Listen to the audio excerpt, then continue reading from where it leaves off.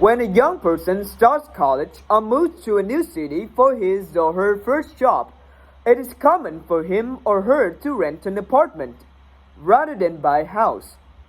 For those who can afford large apartments, there are certain kinds of small apartments that are cheaper to rent.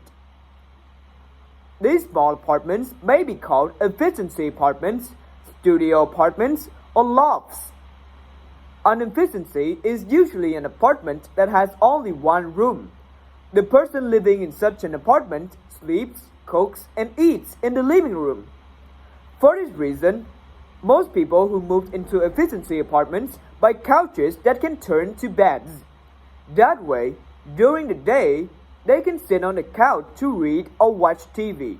Then at night, he or she will turn the couch into a bed and sleep on it. By comparison, a studio apartment is usually larger than an efficiency. However, a studio apartment is still an apartment with only a single living space. In addition to being larger, a studio may also have a better kitchen than a cheaper efficiency apartment. For example, where an efficiency might have only a small refrigerator with a sink and a small cooking range next to it, a studio could include a stove under the cooking range. A loft can provide renters with the largest living space of these three types of apartments. Originally, lofts were empty floors above old warehouses that people changed into living spaces.